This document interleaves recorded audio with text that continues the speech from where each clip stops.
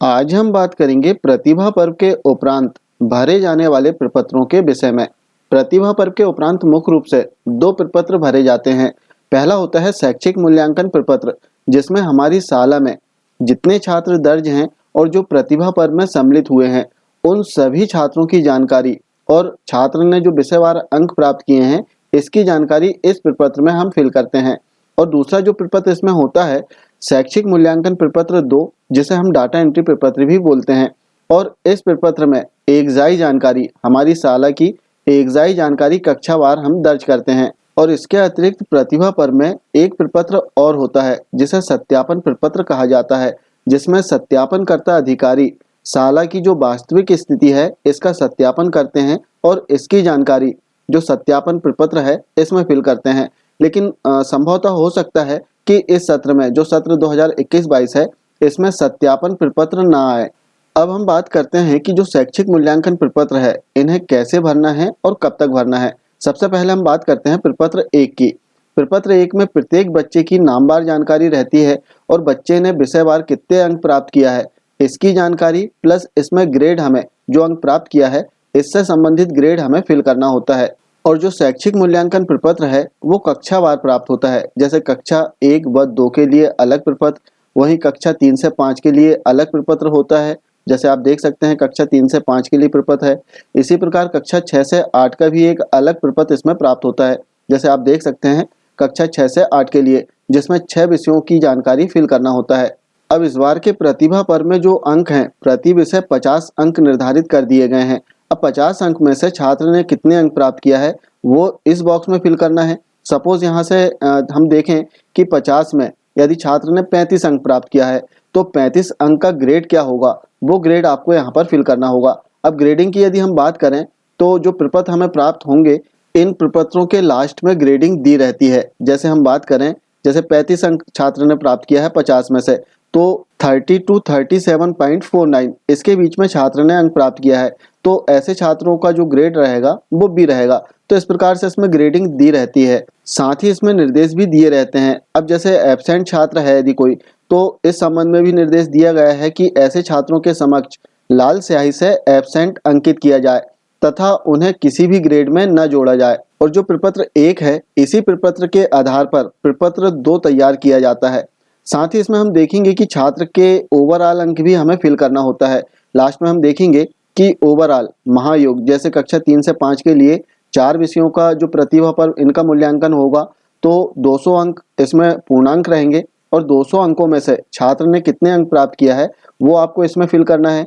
और संबंधित अंक का जो भी ग्रेड आ रहा हो उस ग्रेड को आपको इस बॉक्स में फिल कर देना है। तो इस प्रकार जो शैक्षिक मूल्यांकन प्रपत्र 1 है इसे कक्षावार हमें तैयार करना होगा, जिसमें समस्त छात्रों के नाम, पालक का नाम, प्लस विषयवार कितने अंक प्राप्त किया है और उसका ग्रेड, इसकी जानकारी हम इसमें फिल करेंगे। अब हम बात करते हैं शैक्षिक मूल्यांकन प्रपत्र 2, जो कि डाटा एंट्री प्रपत्र है। इसमें जो जानकारी हम भरते हैं, जैसे ऊपर हम देखेंगे कि सामान्य जानकारी रहेगी, जैसे शाला का जो डाइस कोड है वो, शाला का नाम, महा, इसके अतिरिक्त जनशिक्षा केंद्र का नाम, विकासखंड और जिले का नाम। और यहाँ पर निर्देश दिए गए हैं कि यह प्रपत्र शैक्षिक मूल्यांकन प्रपत्र 1 के आधार पर तैयार किया जाए। साथ ही इसकी 2 प्रति आपको तैयार करना है, जिसमें एक प्रति शाला स्तर पर रहेगी और जो दूसरी प्रति है वो जनशिक्षक के माध्यम से बीआरसी कार्यालय में जमा की जाएगी। अब हम देखते हैं कि इस प्रपत्र में जानकारी कैसे फिल करना है। जैसे हम स्क्रीन को थोड़ा नीचे स्क्रॉल करते हैं, आप देखेंगे कि इसमें विषयवार जानकारी हमें फिल करना होता है। जैसे अभी माध्यमिक स्तर का जो प्रपत्र है डाटा एंट्री प्रपत्र, इसे हम देख रहे हैं। अब इसमें जो पहला विषय है हिंदी प्रथम भाषा। अब हिंदी में ए ग्रेड में कितने छात्र आए हैं इसकी संख्या आपको इसमें लिखना है। इसके पश्चात बी ग्रेड में कितने छात्र आए हैं, सी ग्रेड में कितने हैं, डी ग्रेड में कितने हैं और ई ग्रेड में कितने हैं।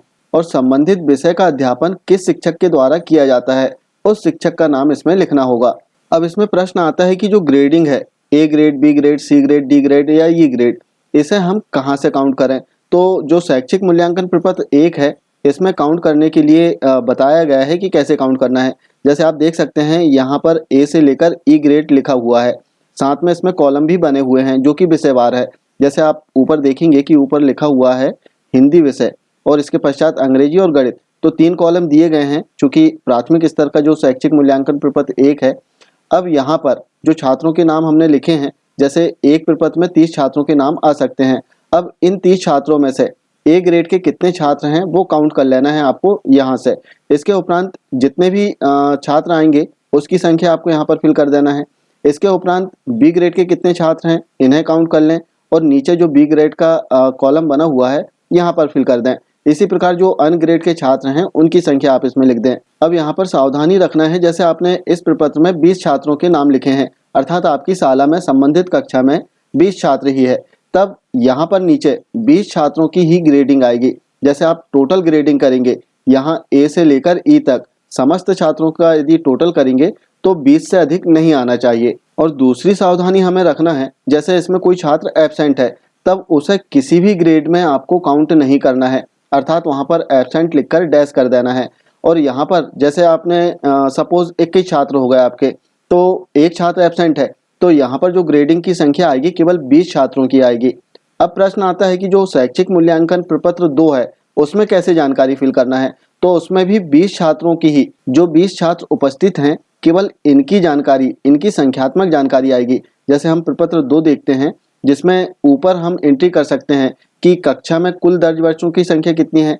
तो यहाँ पर मान लेते हैं कि 21 बच्चे थे, अब 21 में से केवल 20 बच्चे उपस्थित रहे तो यहाँ पर हमें 20 लिख देना है। अब जो 20 बच्चे हमने यहाँ पर लिखे हैं जो कि मूल्यांकन में उपस्थित थे, तो केवल 20 छात्रों की संख्यात्मक जानकारी यहाँ आएगी। और 20 छात्रों में हिंदी में ए ग्रेड में कितने छात्र हैं, बी ग्रेड में कितने छात्र हैं, सी में कितने हैं, डी में कितने हैं और ई में कितने हैं, इनका टोटल जो पांचों जो कॉलम है इनका टोटल 20 से अधिक नहीं रहना चाहिए। इसमें टोटल 20 मैच करना चाहिए। अब हम देखते हैं कि इन प्रपत्रों को हमें कब तक भरना है। तो इस संबंध में जो पूरक निर्देश राज्य शिक्षा केंद्र से प्राप्त हुए थे, जो कि 12 जनवरी 2022 को हमें प्राप्त हुए थे, इसमें पूरी समय सारणी दी गई थी कि किस समय में कौन सा कार्य आपको करना है। चूंकि अब प्रतिभा पर्व होम बेस हो गया है, अर्थात छात्र अपने घर से ही प्रतिभा पर्व का मूल्यांकन देंगे, तो ऐसी परिस्थिति में वर्तमान में हमने छात्रों को जो वर्कशीट है वो वितरित कर दी है। अब छात्रों से जो वर्कशीट हमें शाला स्तर पर जमा करना है वो 6 से 15 फरवरी 2022 के मध्य करना है। इसके उपरांत 16 फरवरी से 25 फरवरी 2022 तक जो वर्कशीट है और जो प्रोजेक्ट बुकलेट है इनका मूल्यांकन भी करना है।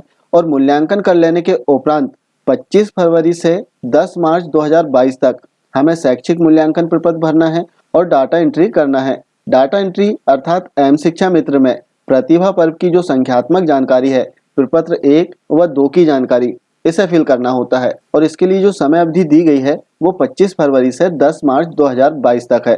तो ये थी प्रतिभा पर्व हेतु शैक्षिक मूल्यांकन प्रपत्र 1 व 2 के संबंध में एक महत्वपूर्ण जानकारी। आशा है जानकारी आपको अच्छी लगी होगी। मिलते हैं कुछ इसी प्रकार की जानकारी के साथ में अगले वीडियो में। तब तक के लिए जय हिंद।